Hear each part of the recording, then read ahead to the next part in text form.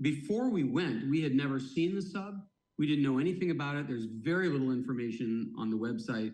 I didn't know at that point that you drive the thing with an Xbox game controller. I didn't know that the ballast was, used construction pipes.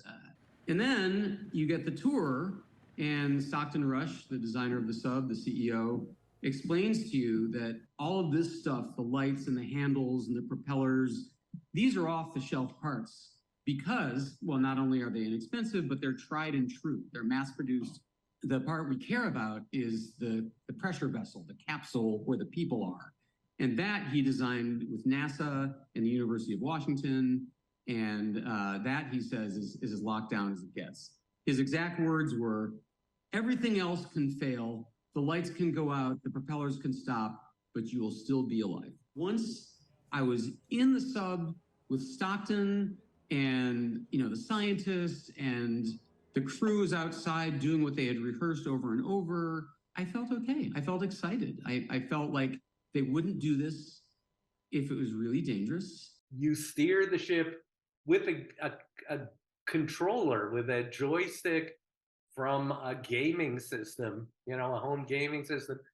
And that's not a bad thing. That's a great thing, that how very simple this submarine is and how easy it is to navigate. It was simplicity all the way through it, simplicity and an elegance to it. Yeah, you are bolted in from the outside.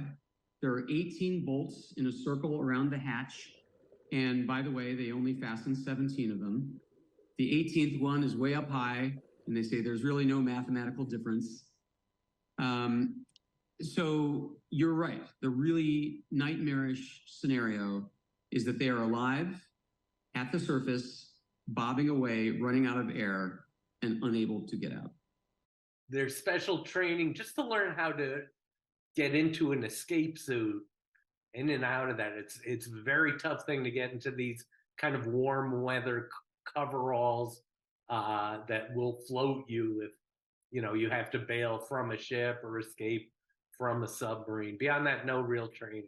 When we went down, there were communication problems on every trip I've taken. Of the 4 separate dives I'd taken with OceanGate, every time there was a problem with at least sporadically communicating with the surface. And again, I don't think that's their fault as much as just that's the nature of the beast. When you're going 1,000 feet or 13,000 feet underwater, you're going to lose contact for a while.